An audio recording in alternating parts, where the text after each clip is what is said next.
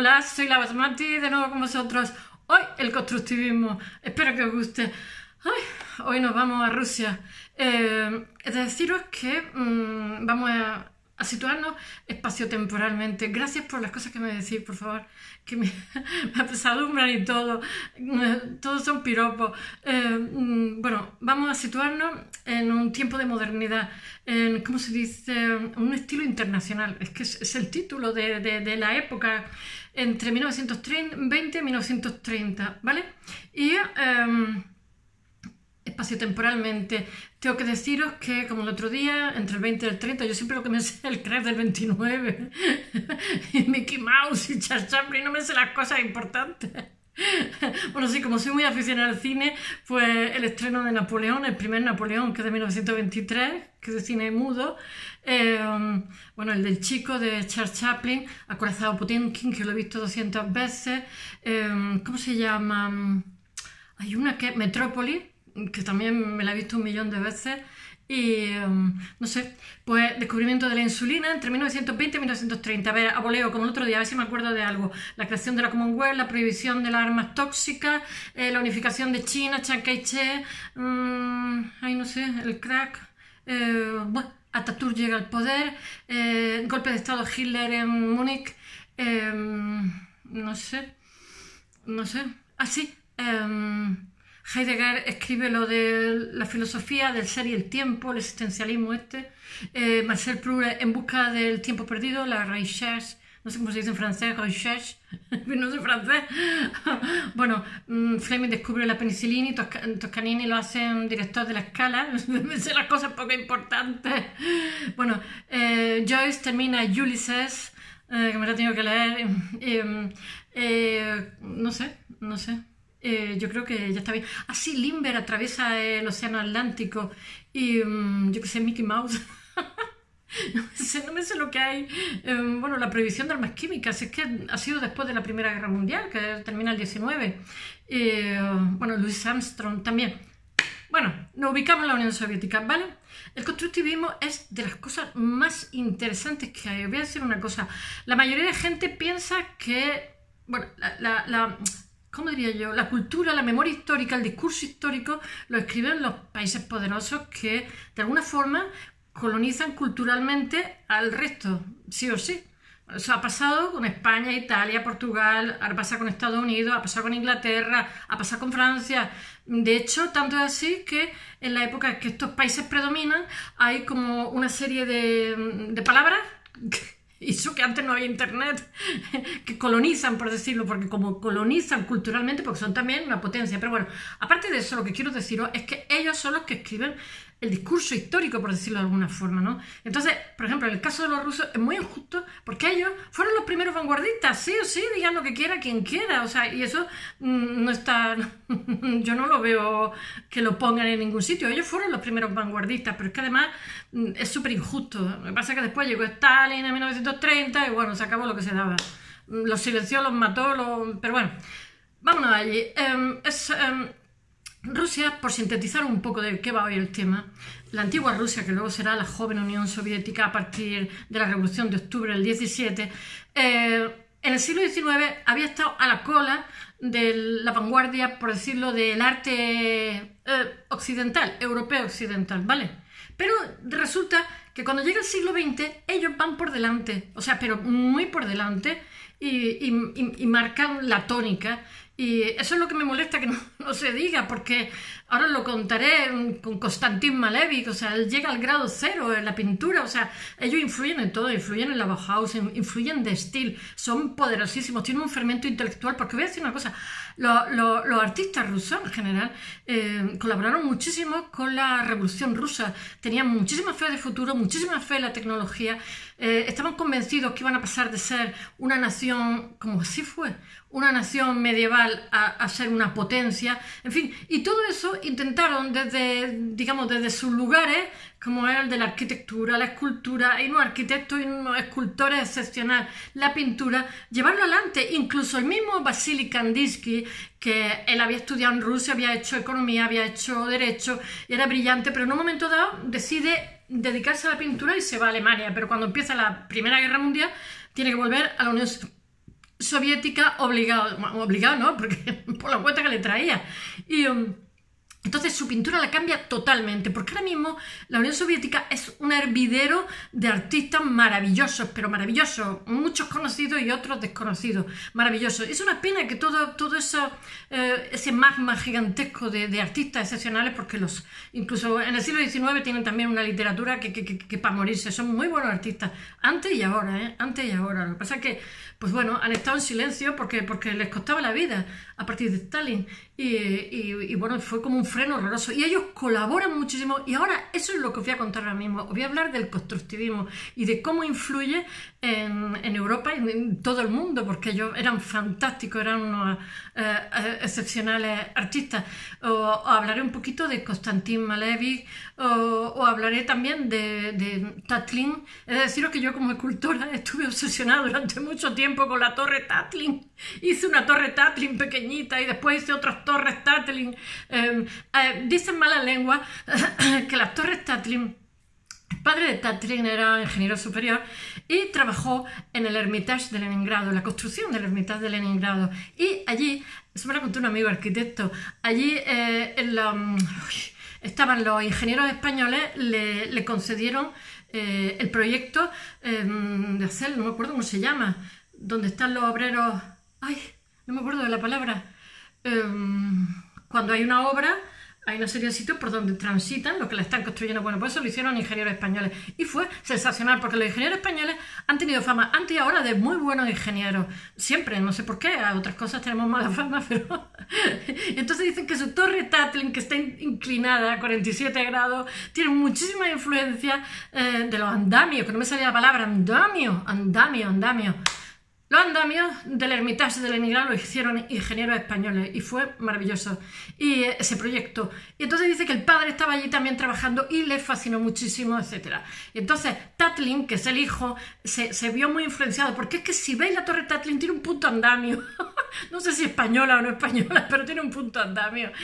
Por desgracia os voy a decir una cosa, aunque tenían unos artistas, unos arquitectos excepcionales, no tenían medios. Entonces la mayoría de proyectos que os voy a contar ahora nunca se llegaron a realizar, pero perviven hasta ahora. La han hecho japoneses, la he hecho yo, que era una vulgar estudiante, porque su torre Tatlin y el constructivismo ruso es excepcional, así, excepcional, pero la mayoría de proyectos no se hicieron, en fin, y claro, y se han publicitado menos, porque mira, la Bauhaus a mí me encanta, a la Bauhaus llegan los fermentos del constructivismo y de Textil, pero es que el constructivismo influye en Textil, lo que os conté el otro día, el Textil holandés.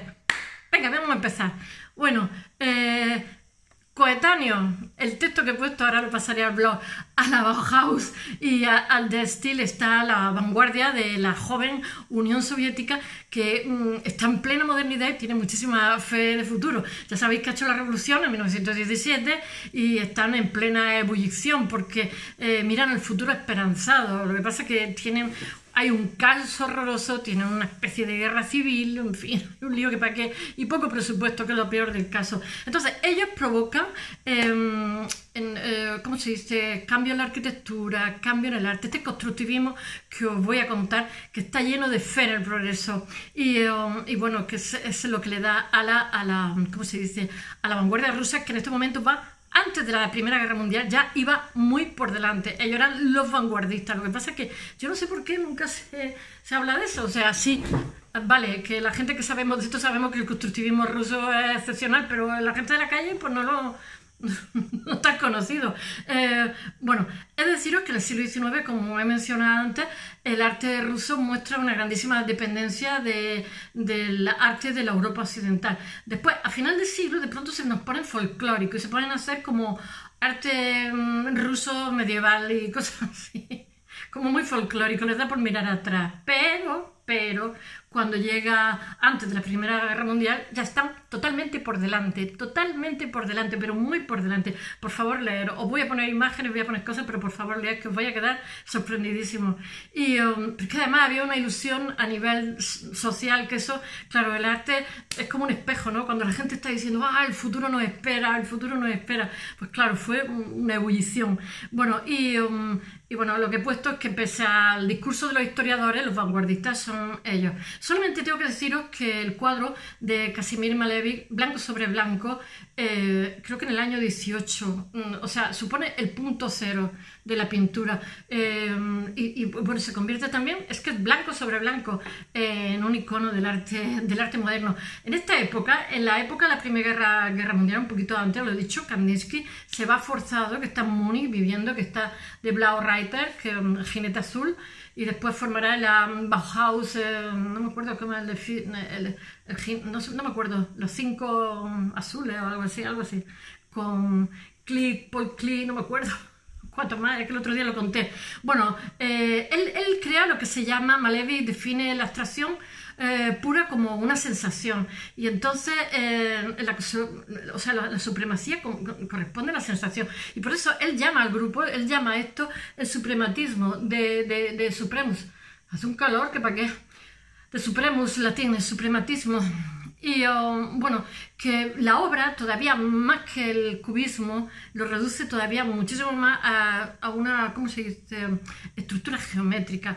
Y entonces Malevich influye en De Stijl. O sea, él es antes de Stijl. Es que Malevich un día hablaré de Konstantin Malevich. Influye en De Stijl, influye en la Bauhaus, ya lo veremos. Y bueno, ¿cómo se llama? En Rusia está el Lisinski, que también un día hablaré de él. Es que tengo que hablaros de tanta gente, de Marcel Breuer, de infinidad de gente, porque es que unos cardan la fama y otros no, unos cardan la lana y otros tienen la fama. Bueno, el Lisinski hace un proyecto en Rusia que es maravilloso, jamás se llevan a efecto sus proyectos, pero son excepcionales totalmente para la época, que es una síntesis entre la pintura y la escultura, porque lo que hacen es una corriente artística que, al igual que el de Stijl, lo que hace es que la pintura en vez la tridimensiona, y entonces resultan unos proyectos excepcionales de todas las cosas que hay pictóricas. Él le llama el PRAUM, que no sé lo que significa, tengo que mirarlo. Desarrolla el PRAUM, que es el acrónimo de Pro Unovis, que es proyecto de creación de nuevas formas en arte, composiciones abstractas de varios elementos geométricos susceptibles de realizarse tanto bidimensionalmente como tridimensionalmente. Su PRAUM, el pobre, no ve nunca la luz. Y bueno, que ahí se refleja, él realmente está viviendo del pintor que acabo de decir, de Konstantin Malevich. Y Lisinski entiende su PRAUM como una contribución a la búsqueda de nuevas formas de arte. Es que es así. Y entonces él, a partir de ahí, le pasa como De Stijl. Hace ¿cómo se dice?, un proyecto que nunca se lleva a efecto, un proyecto arquitectónico precioso, que es...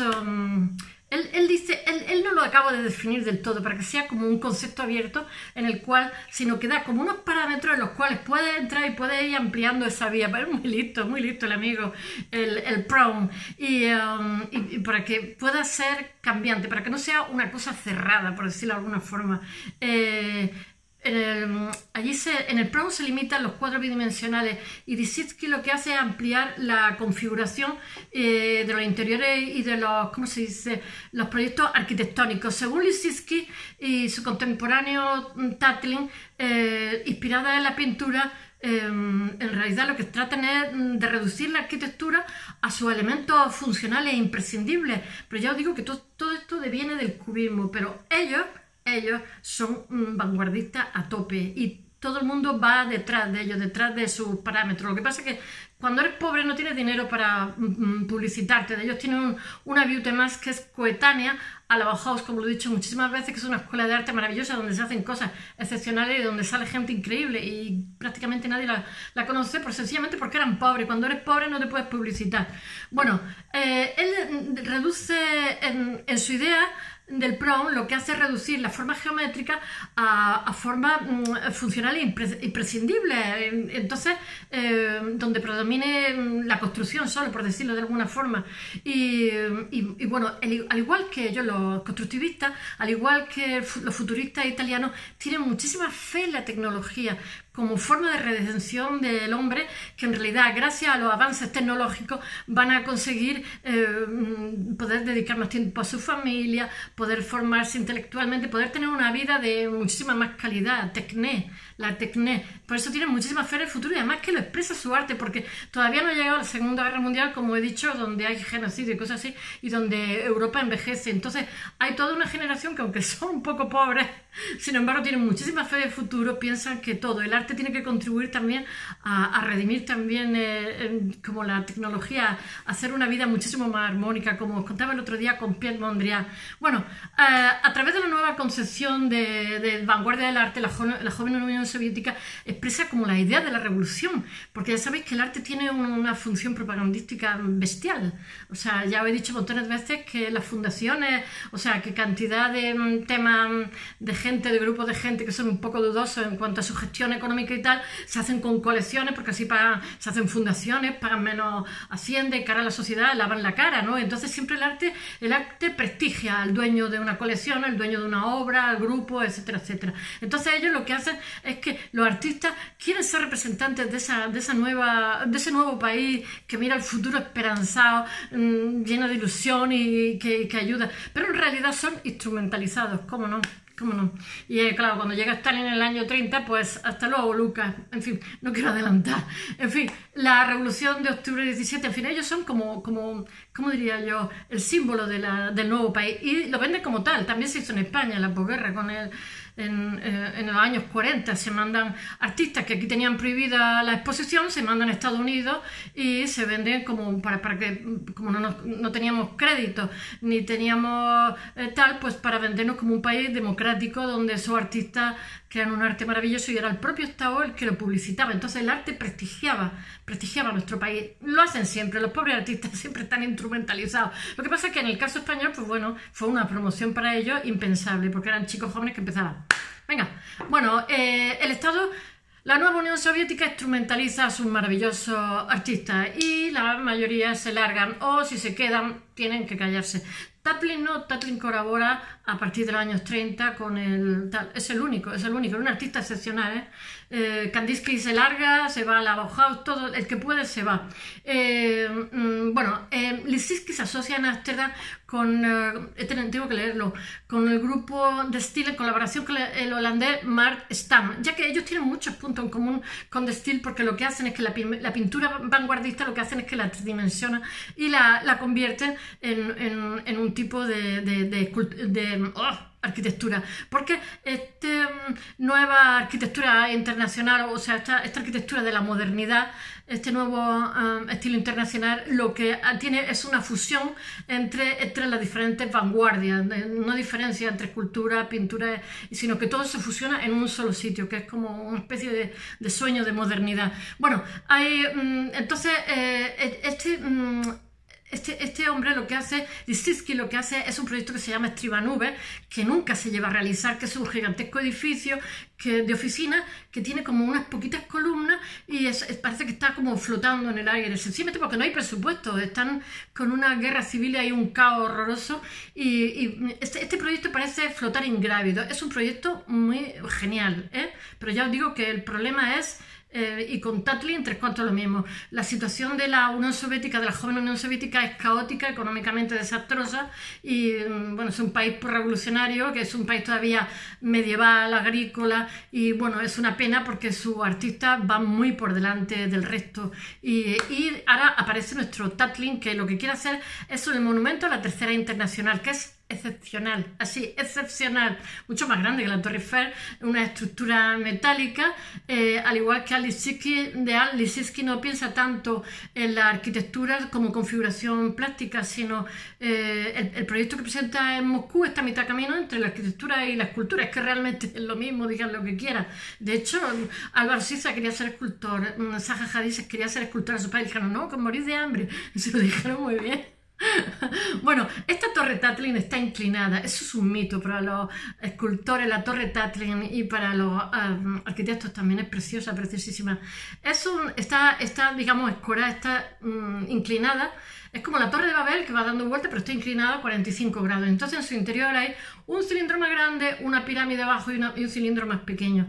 Y entonces, siempre os tengo que contar al final, estoy intentando llevar un orden, siempre uno cuenta los minutos, otro cuenta la hora y otro cuenta los días o algo así, entonces van girando en su interior, era gigantesca, se alza 300 metros en una espiral de diámetro, tiene como un eje central que le hace girar, como si fuera una especie de reloj con un mecanismo, alcanzando una altura superior a la Torre Eiffel, como lo he dicho. Y entonces él tiene también como un guiño al sueño humano de la Torre de Babel. Entonces tiene los cuerpos del edificio es transparente, y entonces lo que hay superpuesto, como he dicho, es un cilindro, una pirámide y un cilindro más pequeño, y que tiene una semiesfera como final del rematado. Y entonces ahí lo que es el monumento de la Tercera Internacional, por favor, ubicaros. Y entonces es para que se ocupen oficinas, pero iba a haber como una oficina grande con unos, ¿cómo se dice?, unos paneles gigantes donde se iba a tener información inmediata, telefónica y visual, no sé qué, como si dijéramos como una especie de telediario de información de todo el mundo. Una cosa súper bonita el proyecto, es como una especie de dimensión cósmica ahí de la Torre Tatlin. Entonces cada cuerpo va dando vueltas sobre ese eje que está escorado como, que os digo que es como una especie de montaña rusa, muy bonita, y uno gira de forma anual, otro gira de forma mensual y otro gira a diario. Esa donde trabaja la gente esa. Y se combinan diferentes aspectos como el constructivismo y aspectos también como dinámicos. No sé qué más deciros. Pues que es una obra revolucionaria que nunca se lleva a efecto porque no hay dinero, y que lo que quiere es plasmar la ilusión de futuro que tienen y la nueva Unión Soviética post-revolucionaria. Con deciros que, fijaros, si no había presupuesto, que cuando tienen que hacer la maqueta la hacen con latas, con cajas de tabaco, una obra magna que nunca llega a lo mismo que le pasa a Elie Lissitzky, como os he contado, y simplemente son los límites financieros de la época. Pero después sí que hay un edificio que llega constructivista, que se construye, que es muy famoso, que está en Moscú, lo tengo que leer, que se llama, este no se construye, el diario Pravda, ese está en San Petersburgo, en Leningrado, y que es de los hermanos Besnin, que es un proyecto también precioso, y tampoco se lleva. Iba a tener como unas letras gigantescas, bueno, con escritura cirílica, y le iba a poner unos ascensores. Estamos entre los años 20 y 30, los ascensores eran de cristal para darle una nota constructivista, pero sigue sin haber presupuesto. Y después este sí que se lleva, que es el que me he equivocado, que es, no sé, lo tengo que leer, el Club de Trabajadores de Rusakov, que tiene un nombre ruso, que esto no se aprende de cualquier cosa, de Moscú, de Konstantin Melikov, y que es una construcción en hormigón, y tiene la caja central, por decirlo de alguna forma, el cuerpo, tiene como una sala de reuniones para 1400 personas. Es bonito, y súper original. Así, yo qué sé, el constructivismo, como todo el arte moderno, disfruta de un esplendor muy corto, porque cuando llega Stalin se acabó lo que se daba. Y he de decir una cosa, en los soviets en un momento dado tienen que construir los edificios, y como hasta entonces se había construido, las cosas que se habían hecho eran muy modernitas, yo qué sé, acorde con la ebullición que había en el país, pues se abre como un concurso, como cuando está Stalin, casi nada. Y entonces a este concurso van, ¿cómo se llama?, Le Corbusier, y va Gropius. Por supuesto que no hicieron nada, pero pues, entonces es como una marcha atrás, porque la arquitectura stalinista lo que hace es como construcciones neoclásicas, como un horror, y eso es la tónica general que va a haber en adelante. Una pena, porque tenían un potencial de artista excepcional, y el que pudo se largó, así os lo digo, y el que se quedó se cayó. Bueno, hasta mañana, que volvemos al 200.